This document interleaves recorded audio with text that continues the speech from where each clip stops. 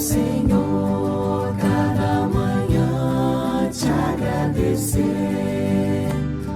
Mais uma vez teu amor vem me chamar para viver contigo.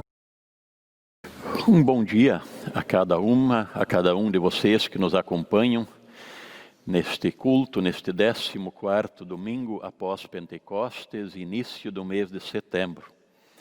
E nós queremos fazer a acolhida neste dia com o lema bíblico para esta semana que diz: alegrem-se sempre no Senhor, outra vez digo, alegrem-se. Palavras do apóstolo Paulo na sua carta aos Filipenses, capítulo 4, versículo 4. Alegrem-se sempre no Senhor, outra vez digo, alegrem-se. Que também hoje, quando nós nos reunimos em culto, quando podemos nos colocar na presença de Deus, que esta alegria que Deus pode nos dar, que ela também possa se fazer presente na nossa vida. E é por isso que nós iniciamos este culto, em nome do Pai, do Filho e do Espírito Santo. Amém. Eu quero convidar para ouvirmos e cantar juntos o hino 25 do nosso cancioneiro, Quando o Povo se Reúne.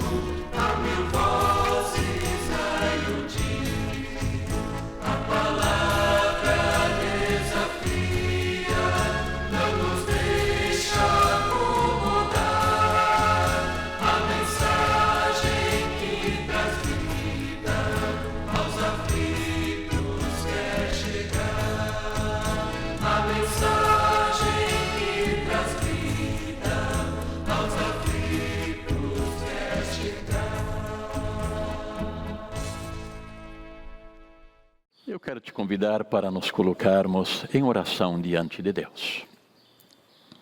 Senhor, nosso bondoso Deus, nós te agradecemos neste dia pela dádiva da vida. Agradecemos, Senhor, por podermos nos colocar na Tua presença.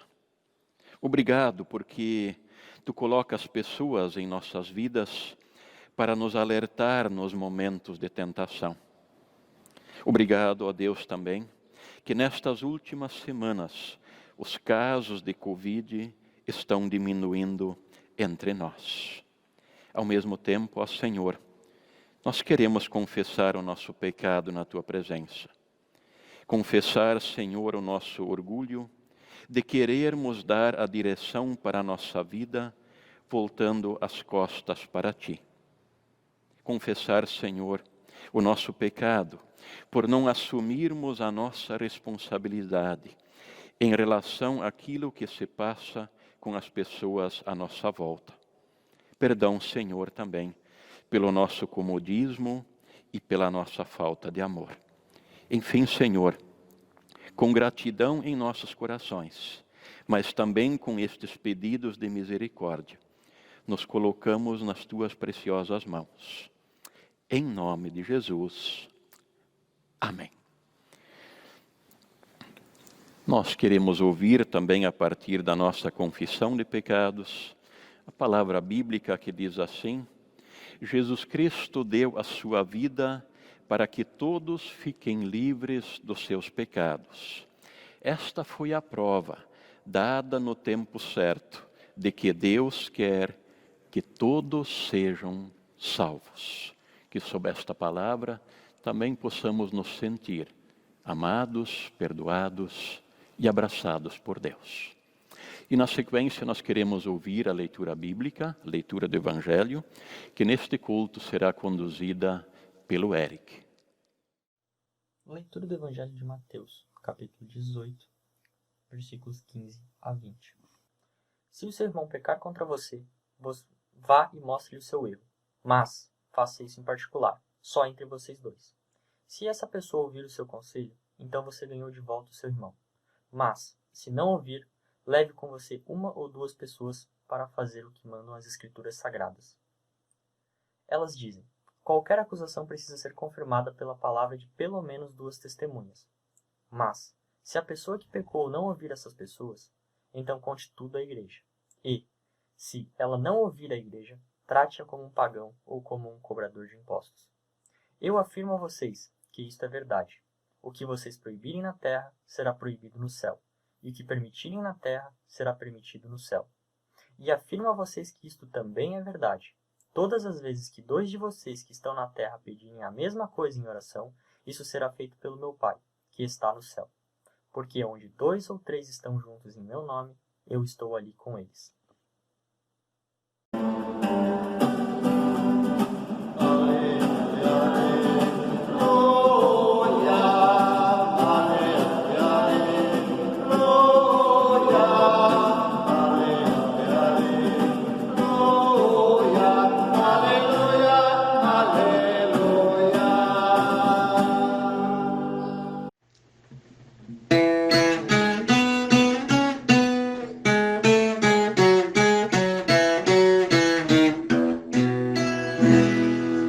É como a chuva que lava, é como o fogo que arrasa. Tua palavra é assim, não passa por mim sem deixar um sinal. É como a chuva que lava, é como o fogo que arrasa. Tua palavra é assim, não passa por mim sem deixar um sinal. Nós queremos ler e ouvir a segunda leitura bíblica deste culto que nós encontramos nas palavras do profeta Ezequiel. Portanto, Antigo Testamento, palavra do profeta Ezequiel, capítulo 33, versículo 7 até o versículo 11, onde Deus está falando com Ezequiel e diz para ele assim: agora, homem mortal, eu estou pondo você como vigia de toda a nação de Israel. Você dará a eles os avisos que eu lhe der.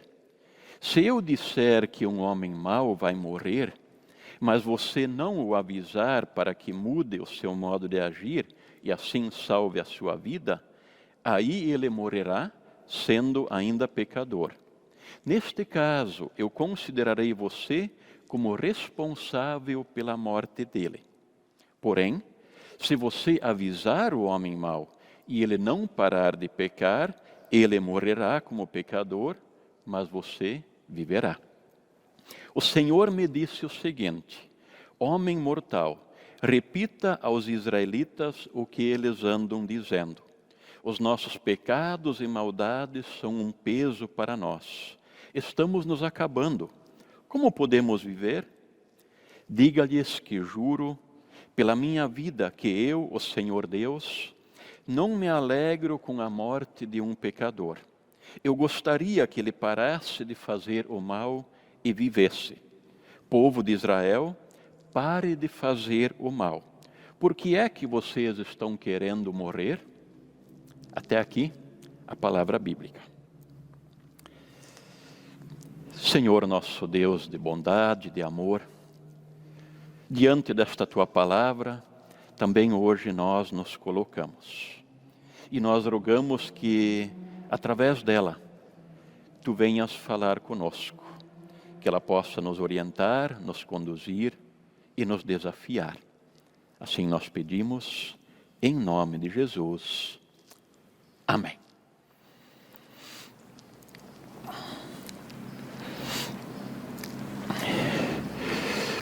Queridos irmãos, queridas irmãs em Cristo,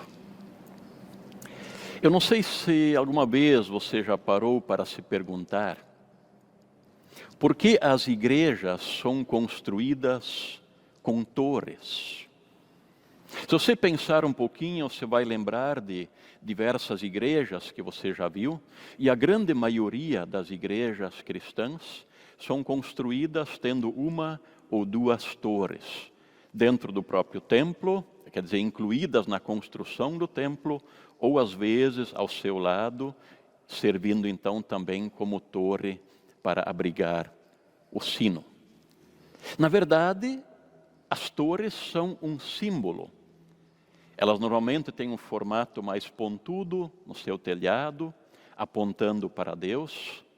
É muito comum que tenham sobre elas uma cruz, lembrando a comunidade da essência, da razão da existência da comunidade, e também lembrando a comunidade da sua missão e da sua tarefa.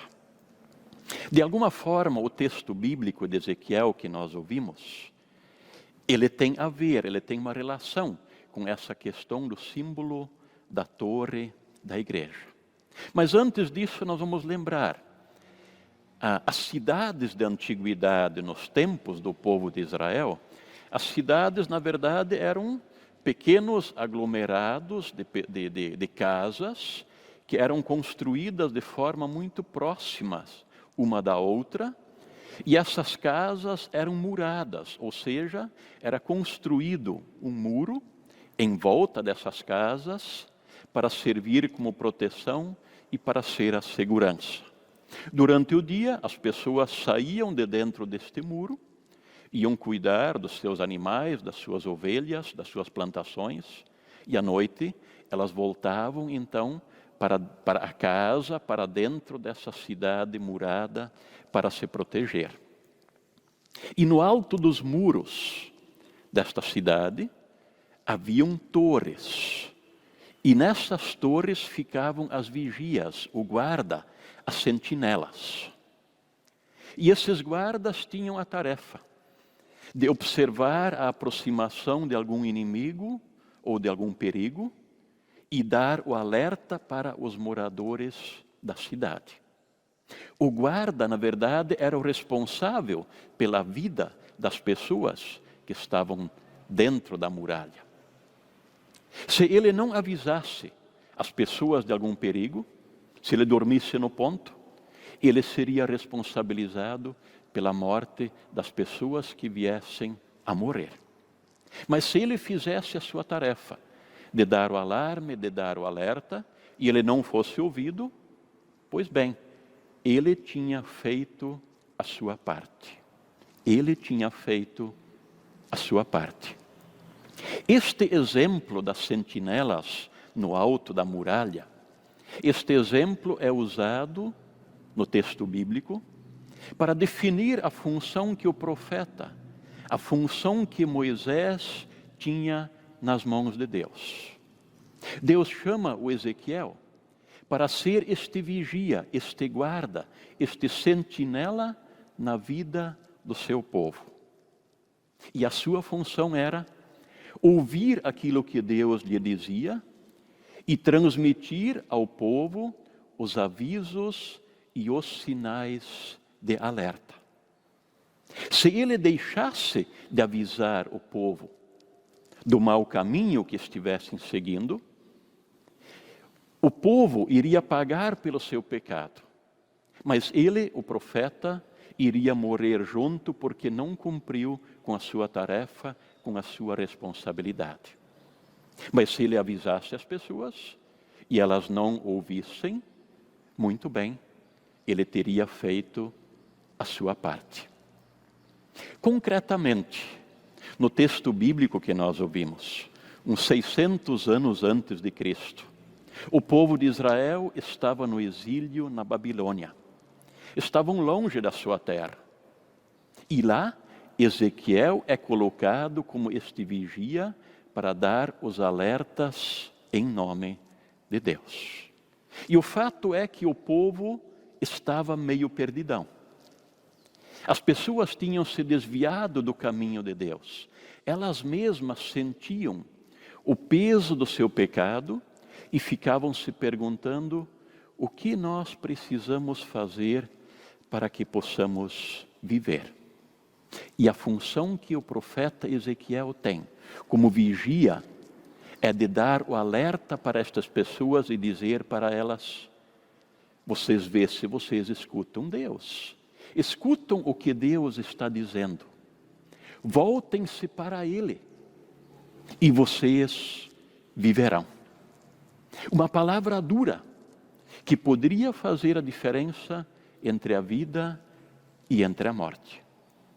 Mas ao mesmo tempo que esta palavra era difícil de ser ouvida, ela tem junto um dado que mostra todo o amor e a misericórdia de Deus.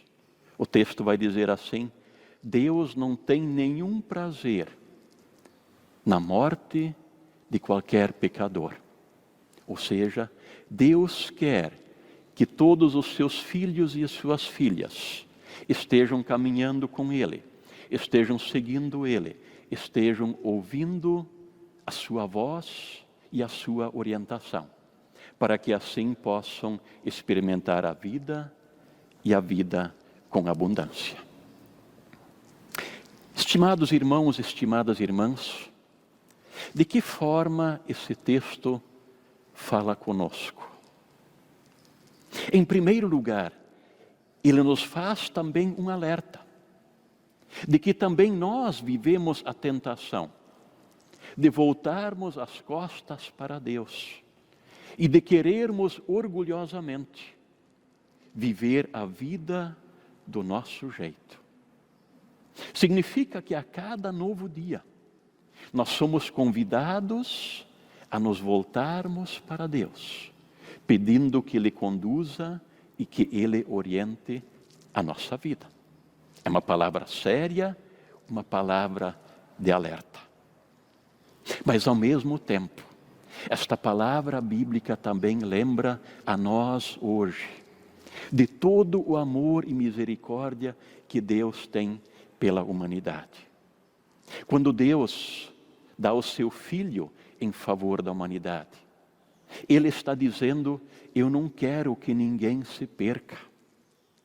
No Evangelho vai dizer que existe festa no céu quando algum pecador se arrepende. Na palavra que nós ouvimos depois da confissão de pecados, nós lembramos que a vontade de Deus é que todas as pessoas sejam salvas. E isso é também que Deus quer para a nossa vida e para a vida das outras pessoas. Mas ainda existe um terceiro aspecto importante dentro desse texto. E ele tem a ver com a torre da igreja. De que a comunidade cristã tem na torre como símbolo para ser lembrada que a sua tarefa é dar testemunho neste mundo. É falar para as pessoas, é dar-lhes o alerta, é dar testemunho do amor de Deus para as pessoas que estão à nossa volta. Mas as torres não falam, o concreto não fala, A comunidade somos nós, você e eu. No passado foi Ezequiel. Hoje você e eu somos chamados para sermos responsáveis pelas pessoas que estão à nossa volta. Nós não podemos de forma alguma dizer, eu nada tenho a ver com elas. Deus nos chama e nos convida para darmos testemunho do amor de Deus para estas pessoas, de modo que todos se voltem para Deus. E não se trata de um aviso qualquer a meia boca, dizendo, já falei umas quantas vezes, não quis ouvir, agora que se dane. Não é assim. O nosso testemunho precisa ser em palavras e ações, o tempo todo e pela vida toda, sempre apostando que aquela pequena semente, em dado momento, de acordo com a vontade de Deus, vai germinar e produzir algum fruto. Compartilho com vocês uma pequena história. Há muitos anos atrás, eu fiz uma visita para um senhor que estava preso, porque ele tinha cometido um crime hediondo. E naquela visita, depois de conversar com aquele homem, levei uma Bíblia para ele, oramos juntos. Ao final da visita, aquele homem me disse assim, pastor, se um dia o senhor perceber alguém que está por fazer uma bobagem, por favor não fique quieto. Faça alguma coisa, dê um aviso, dê um alerta para que a desgraça não aconteça. É como se aquele homem estivesse dizendo, se alguém tivesse me dado um toque, se alguém tivesse me chamado a atenção naquele momento, talvez a grande bobagem que eu fiz não precisaria ter acontecido.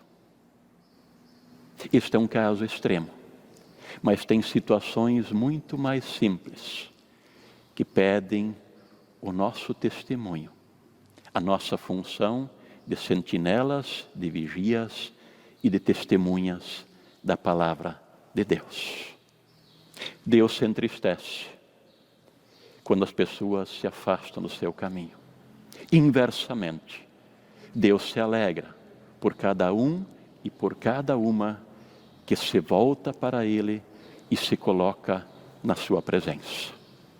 E como as torres não falam, como o concreto não fala, Deus está convidando a ti e a mim para sermos sal e para sermos luz neste mundo. Porque nós temos responsabilidade com a vida das pessoas que estão à nossa volta. Que Deus nos ajude a experimentar o seu abraço e a sermos fiéis testemunhas da sua palavra. Que assim seja. Amém.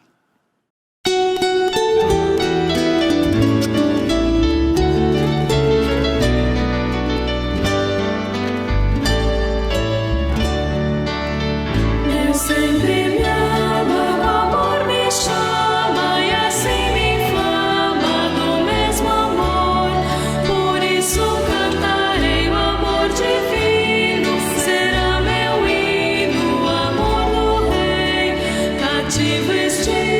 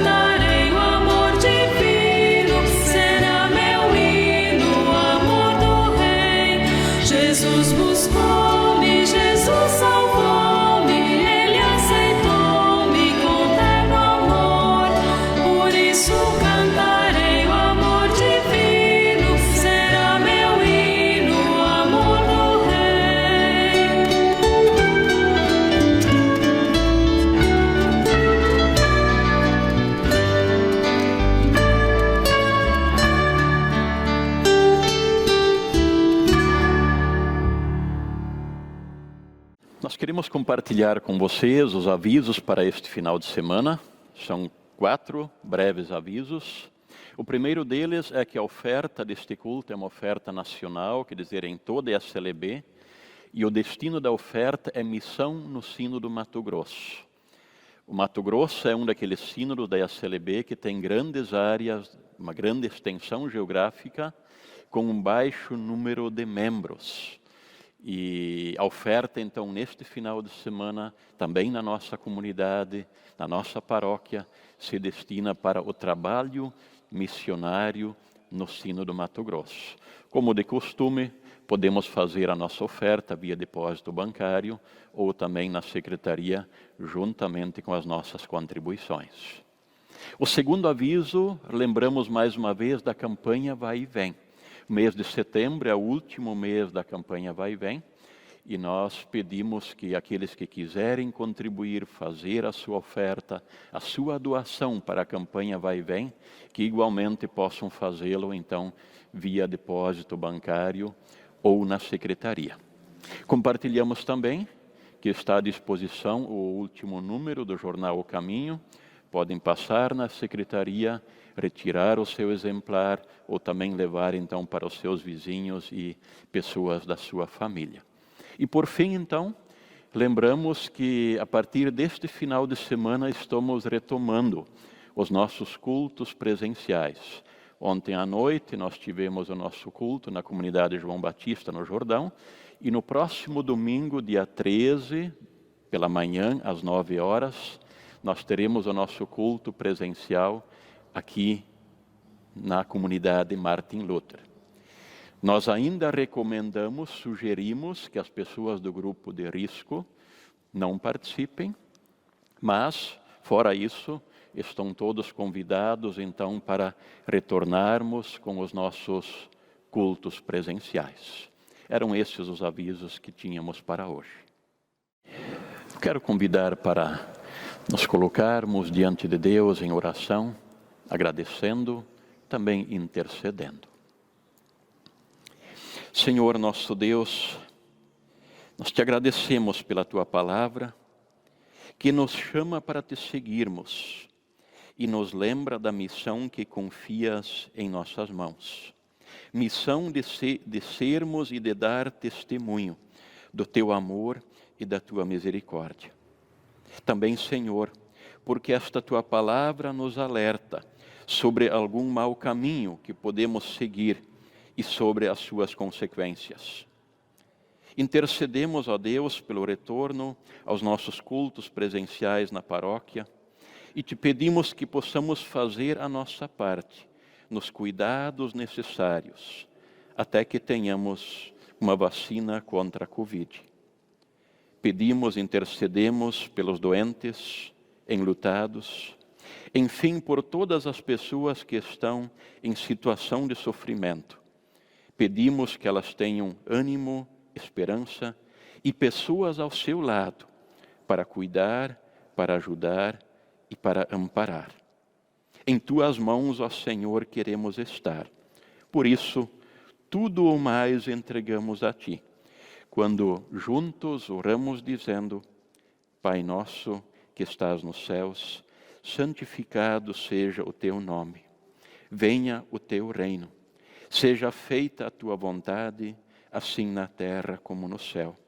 O pão nosso de cada dia nos dá hoje, e perdoa-nos as nossas dívidas, assim como nós também perdoamos aos nossos devedores. E não nos deixes cair em tentação, mas livra-nos do mal, pois teu é o reino, o poder e a glória para sempre. Amém. Quero ainda convidar para ouvirmos e cantarmos o hino 298 do nosso livro de canto, A Bênção do Caminhar.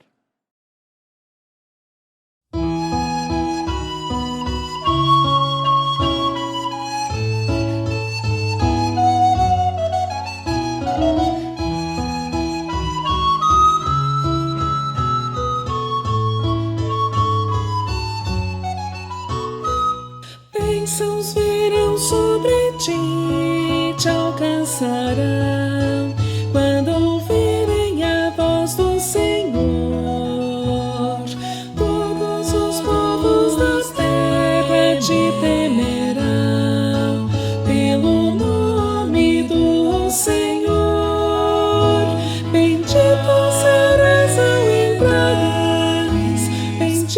serás ao saíres, o Senhor abençoará o fruto do teu ventre, o fruto da tua terra.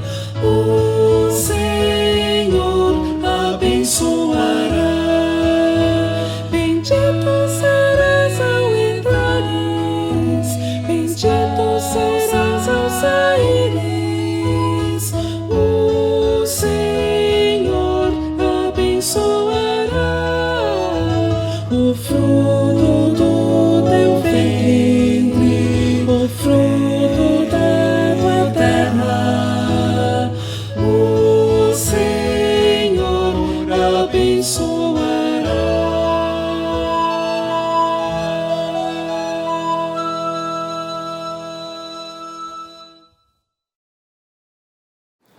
Ao final deste culto, nós queremos receber a bênção de Deus.